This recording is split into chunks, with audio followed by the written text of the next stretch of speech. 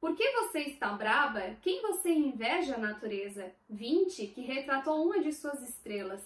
Cecília, agora tão bela, ela é, cujos lindos olhos transformam um sol em uma sombra difusa. Ele fez com que ela parecesse ouvir, mas não falar. Portanto, agora você deve agradecer a Ludovico e à genialidade e ao talento de Leonardo, que quis que ela pertencesse à posteridade.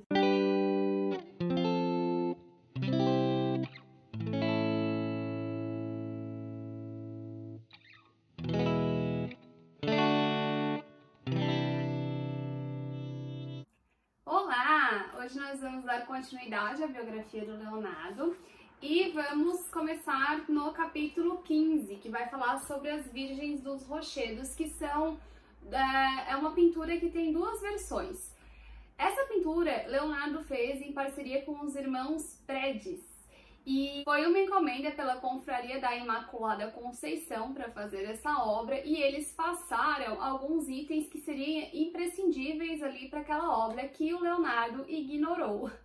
Bom, os irmãos Prédis eram 3, e aí junto com o Leonardo eles fizeram a primeira obra, e aí eles setorizaram o que cada um ia fazer, e o Leonardo então ficou com a parte que ficaria com Maria, o menino Jesus, João Batista e o anjo. Ele não fez nada daquilo do que era combinado, ele fez do jeito que ele quis, e ele aplicou muito seu conhecimento nessa obra através da rocha no fundo, da caverna, até mesmo da vegetação. O Leonardo sabia qual era o tipo de vegetação para a época, ele sabia o significado que cada planta tinha, porque ele estudava muito botânica também, então ele juntava tudo isso para descrever a cena como ele queria, de acordo com o período e com a simbologia. Aí, quando eles foram receber a comissão, eles viram que só os gastos para fazer essa obra foi maior do que a própria comissão, e aí deu ali um mal-entendido, e então eles resolveram vender para outra pessoa. Essa primeira versão está no Louvre. E aí, anos depois, o Leonardo faz a segunda versão, novamente com um dos irmãos, mas dessa vez com um só, que era o retratista preferido do Ludovico, que era o Ambrógio. E aí, então, eles fizeram essa nova versão. A primeira versão eles começaram a fazer em 1480, a segunda já é lá em 1508. E essa segunda versão, o Leonardo faz algumas alterações naquele estilo. Ele tiraria um pouco da autenticidade natural, por exemplo, da planta, mas ele fez propositalmente mesmo para que a fantasia, a imaginação, como ele achava que deveria ser, poderia superar a natureza nesse caso. Se especulou que o Leonardo não teria participado dessa segunda versão justamente por ter algumas divergências com a primeira, mas entre a primeira versão e a segunda, o Leonardo estudou muito ótica, então ele quis mudar algumas coisas em relação à primeira. Por exemplo, uma coisa que o autor cita muito é o anjo apontando, que aquilo ali causa uma quebra dos gestos entre eles e chama muito mais a atenção para o João Batista do que para o menino Jesus. Nessa segunda obra, Maria já fica com um enfoque maior. E nessa obra, vários estudiosos de geologia e de botânica afirmam que Leonardo demonstra um conhecimento muito grande nas áreas. Essa segunda versão, ela tá no National Gallery, em Londres, e fala-se o seguinte: essa obra não é mais simplesmente uma ode ao naturalismo, como foi na primeira, que ele retratou fielmente a natureza. Leonardo combinou os ingredientes que consideravam essenciais, ou às vezes apenas os mais bonitos, para criar coisas, plantas, paisagens, pessoas ainda mais perfeitas, mais completas do que aquelas feitas pela própria natureza. Aí o autor vai falar também sobre um outro desenho de uma cabeça de uma mulher, que é um dos desenhos que alguns consideram um dos mais bonitos do Leonardo. E esse desenho é fascinante por ser um dos melhores exemplos da genialidade de Leonardo como desenhista. Por quê? Porque ele diz que com algumas linhas simples e traços geniais, concisos e precisos, ele conseguiu produzir um esboço de beleza insuperável. De fato, poucas linhas, poucos traços e um desenho muito belo realmente. porque o Leonardo ele era excepcional na questão da sombra, e isso ele vai falar bastante ali no capítulo 17, mas vamos passar pelo 16 primeiro, que é os retratos de Milão. Ele vai falar dos retratos que o Leonardo pintou lá por Milão, e eu achei que eu ia dar um enfoque maior aqui na Dama com Arminho, mas qual não foi a minha surpresa em ver uma saga que tem aqui sobre uma outra obra que já vamos chegar lá. Ele inicia esse capítulo falando sobre o retrato de um músico, que é uma obra inacabada, e aí há uma incerteza se realmente é do Leonardo por conta da sombra que está embaixo do nariz, por exemplo, que está um pouco grosseira, não seria como o Leonardo geralmente fazia, mas era uma obra inacabada, né? E também o que chama a atenção neste retrato é que é o único retrato masculino que se atribui ao Da Vinci. Aí então ele vai chegar lá no retrato da Dama com Arminho, que é o retrato da Cecília Gallerani. A Cecília vinha de uma família instruída, de classe média, de Siena, e ela era amante do Ludovico Sforza. Ela era uma mulher bem inteligente e ela teve um filho com o Ludovico. E esse retrato foi o primeiro retrato comissionado ao Leonardo depois de 7 anos que ele já estava ali em Milão trabalhando na corte, mas, né, como ele começou ali na questão do teatro, de entretenimento, então esse de fato foi o primeiro retrato comissionado e encomendado pelo Ludovico. Esse quadro tem vários significados, por exemplo, o arminho, né, que ela carrega ali no colo. O Leonardo adora fazer umas brincadeiras com o nome dos elementos, como ele já fez lá na Ginevra de Benti. Nesse caso aqui, arminho em grego é Gale, e aí ele faz uma referência ao sobrenome dela, que é Gallerani.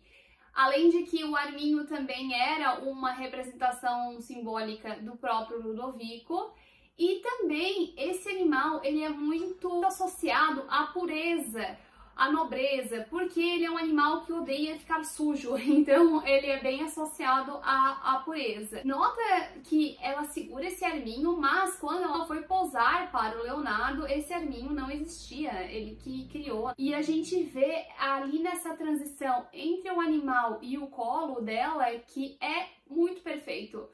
E esse contraste da pele dela, das cores com o fundo, é uma coisa que eu acho muito bonito.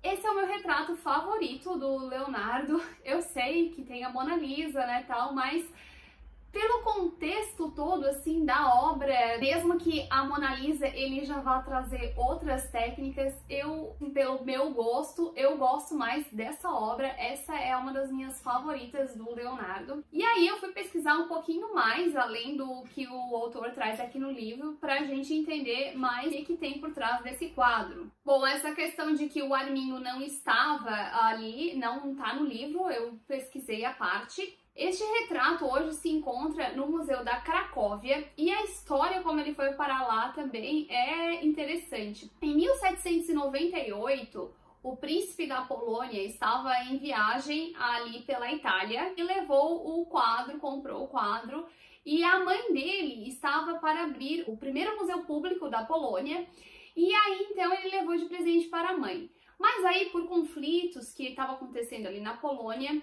eles levaram esse quadro para a mansão da família lá em Paris para deixar ela segura. E aí ele volta para a Polônia só em 1876, que aí sim é a data de inauguração do museu onde ele se encontra hoje.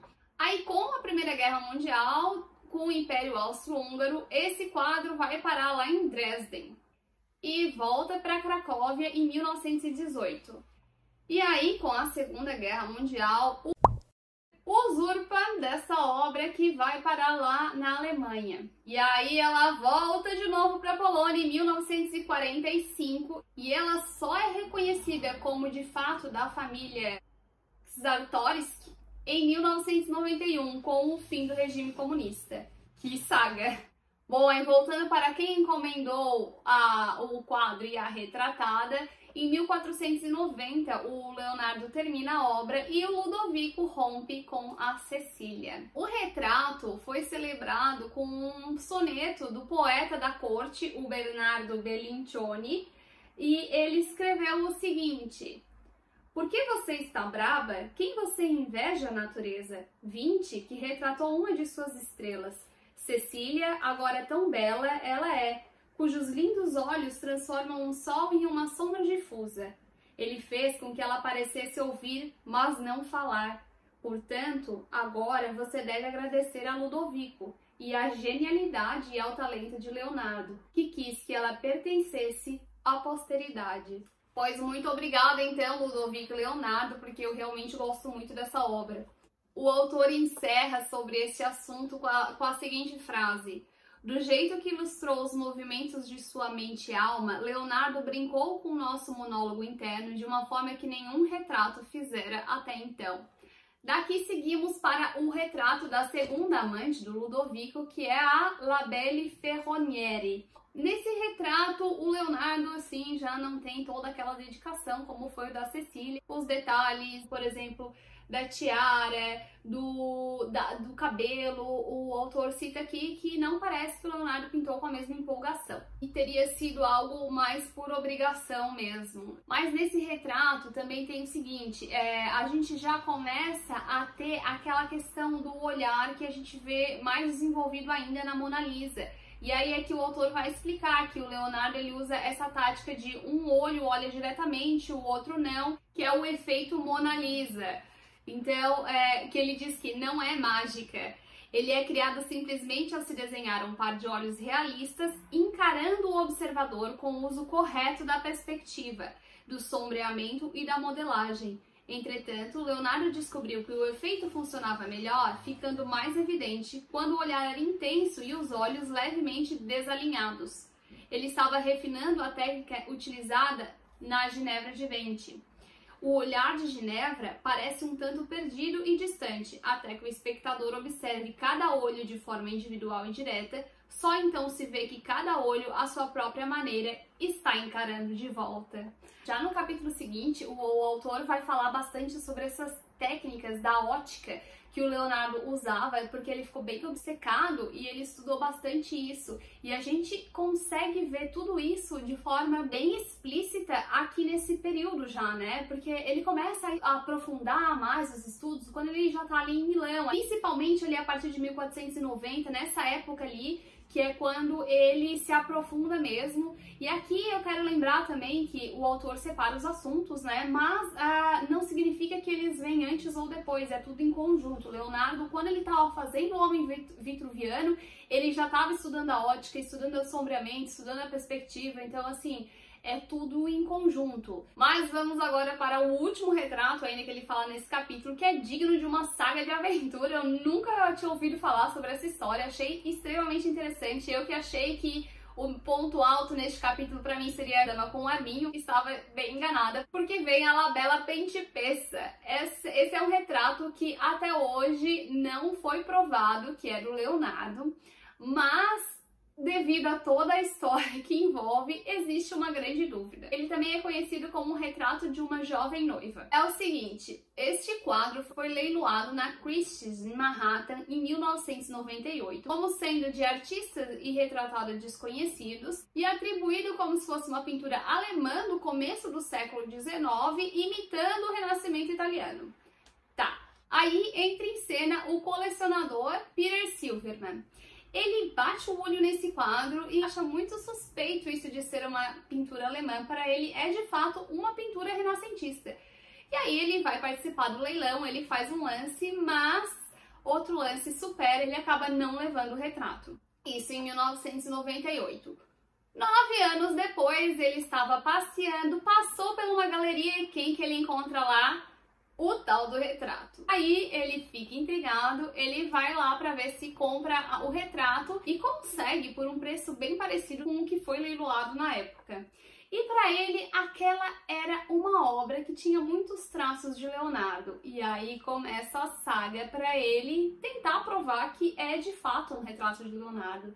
E caramba, gente, vocês precisam ler a história ou pesquisar mais a fundo. Eu vou dar um resumão aqui dela, mas é extremamente interessante. Ele leva para vários especialistas, alguns especialistas, tanto que participou do leilão, quanto dessa galeria que ele comprou, não acreditam que sejam de fato do Leonardo, para eles há muita divergência, mas há outros que já conseguem ver uma similaridade. Por exemplo, na bochecha, que tem o traço, né? Lembra que o Leonardo, ele escreve da direita para a esquerda. E aí os traços acompanham esse movimento também. Então na bochecha nota-se que já tá aquela marquinha registrada ali do Leonardo. Mas ao mesmo tempo, esse retrato ele tem um contorno bem definido, coisa que o Leonardo não fazia. E aí eles vão começar a reparar que esse retrato ele tem tanto traços de delicadeza que é bem marcado dos florentinos, mas o figurino é bem lombardino. Então, quem mais além do Leonardo estaria bem influenciado por essas duas regiões? Então, aí é mais uma evidência. Aí, com isso, na verdade, eles começaram a suspeitar que tinha sido feito por discípulos de Leonardo. Aí, outra questão é que ela foi feita no papel velino. E o Leonardo costumava pintar na madeira. Aí ele faz um teste de carbono para ver de que data é aquele papel e tá, que foi produzido entre 1440 e 1650. Então, Leonardo não está descartado. E aí vem uma série de questões. Ele vai lá na Lumière Technology em Paris para fazer um levantamento com infravermelhos e ampliar os desenhos. E lá vai ele com de carona numa lambreta com o desenho embaixo do braço. Para levar a obra lá para ser analisada. Daí eles começam a fazer análise, acham uma impressão digital, mas ela tá meio desfocada. Gente, é uma saga. Então, assim, tem muitos especialistas que afirmam que sim, é de Leonardo, e outros que não é de Leonardo. Então, até hoje não se sabe, mas realmente tem muitos traços que caracterizam ser de Leonardo ou de algum dos seus discípulos, e acho que jamais saberemos de fato se é ou não. Então vamos para o capítulo 17, que ele vai falar sobre a ciência da arte. Neste capítulo ele começa falando sobre o Paragone. O que é esse Paragone? Eram uns debates que eles faziam para defender a sua disciplina. Então várias pessoas de disciplinas diferentes iam lá defender que a sua que tinha mais valor. Que essa palavra significa comparação em italiano. E aí, Leonardo foi lá defender que o pintor era muito importante sim, porque ele era classificado como uma função mecânica e não intelectual. E aí ele vai lá e diz que para pintar precisa dos dois. E de fato precisa, né? E ele faz uma valorização tão bem feita do pintor que o Duque de Milão sugere ele escreva esse discurso todo que ele fez num tratado, virou o Codex Atlanticus. E o tratado não foi finalizado, mas o Leonardo continuou aprimorando isso até o fim da vida. E aí, quando ele morreu, o seu herdeiro, que também era seu assistente, Francesco Melzi, ele reuniu todos esses escritos do Leonardo e fez o Tratado da Pintura do Leonardo da Vinci. E aí vou ler um trechinho para vocês sobre a argumentação do Leonardo em cima da poesia, da pintura versus a poesia. Ele falou que a poesia seria menos nobre do que a pintura, por precisar de um grande número de palavras para transmitir o mesmo conteúdo de uma simples imagem. Se você, ó poeta, conta uma história com sua pena, o pintor pode contá-la com seu pincel com mais facilidade, simplicidade, perfeição e menos tédio para quem a contempla. Chame um poeta para descrever os encantos de uma mulher para o amante e um pintor para representá-la e veja onde a natureza leva o crítico apaixonado. Vocês classificam a pintura entre as artes mecânicas, mas na verdade, se os pintores fossem capazes de elogiar os próprios trabalhos usando a escrita como vocês fazem, não carregariam o estigma de um nome tão desonrado. E aí o autor continua falando que nesse trecho Leonardo admite mais uma vez que, por ser um homem iletrado, não podia ler todos os clássicos, mas como pintor fizera algo mais glorioso, ler a natureza. Para ele, a pintura também era mais elevada do que a escultura. Ele sempre falava isso, principalmente com a rixinha dele lá com Michelangelo, né? Que a escultura era menor do que a pintura. Por quê? O pintor precisa reproduzir luzes, sombras e cores, coisas que o escultor pode, em geral, ignorar. Assim, a escultura exige um número menor de considerações e, por isso, requer menos habilidade do que a pintura. Além disso, trata-se de uma atividade que produz mais sujeira, não sendo adequada a um cavalheiro da corte. O escultor fica coberto de pó de mármore dos pés à cabeça. Sua morada é imunda, cheia de poeira e lascas de pedra, enquanto o pintor senta-se em frente à obra com grande serenidade, muito bem vestido e aplica tintas delicadas com o papel suave. Ai, gente, eu dei boas risadas nesses capítulos. Aí então o autor vai começar a falar sobre os estudos da ótica de fato do Leonardo, das sombras, da importância de não fazer um traço porque ele não existe na natureza. E aí, como a luz incide é que vai determinar a sombra e a luz é que vai determinar como vai dar essa volumetria e como vai dar esse formato mais real à pintura, que diferente do tratado do Alberti, que já trazia essa questão do traço, o Leonardo rompe com isso e diz que não há traço bem definido, né, na natureza e que então não deveria ter esses traços no quadro. E que as sombras, diferente de como elas eram usadas no passado, como o tom marrom, ele notou que ela também tinha que ser utilizada de uma forma diferente, porque as sombras produzem cores diferentes. Então ele começa a fazer estudos muito específicos sobre a sombra, sobre o esfumato, que o esfumato não é apenas uma técnica para representar a realidade com mais precisão na pintura, mas uma analogia para a distinção nebulosa entre o que se conhece e o que é mistério. Da mesma forma como borrou os limites entre arte e ciência, ele fez com os limites entre realidade e fantasia, entre experiência e mistério, entre os objetos e seu entorno. E aí, então, esse estudo da ótica fez o Leonardo ir além das pinturas, né? Porque nessa questão da óptica, daí ele vai dissecar o olho, porque ele queria entender aonde ele podia ir mais a fundo, ele ia. Então ele vai começar a estudar essa questão da ótica, da perspectiva, porque o Brunelleschi, ele chegou mais próximo da realidade e o Alberti compilou melhor ainda aquilo que ele já tinha trazido, mas vem o Leonardo e faz um estudo mais aprofundado, porque ele não vai parar por ali, né? É realmente, assim, muito interessante ver o quanto ele se preocupava em trazer a realidade para suas pinturas através de estudos sérios e que na época não existia aprofundamento ainda, mas ele não queria saber, ele ia atrás dos estudos que não existiam e ele fazia os estudos. Só para finalizar então, o que seria um resumo deste capítulo, os estudos de Leonardo sobre luz e cor foram bem sucedidos porque ele se importava tanto com a ciência como com a óptica. Outros teóricos da perspectiva, como Brunelleschi e Alberti, tentaram descobrir como objetos poderiam ser projetados em uma superfície plana. Leonardo também buscou esse conhecimento, no entanto, foi mais além. Ele quis saber como as luzes emanadas pelos objetos entram nos olhos e são processadas pela mente. Este é o nosso Leonardo. Bom, eu vou parar por aqui porque o próximo capítulo é sobre a Última Ceia e claro que eu vou fazer um vídeo especial só para a Última Ceia. Encontro vocês no próximo vídeo, então se inscreve no canal para não perder, curte esse vídeo se gostou e até a próxima!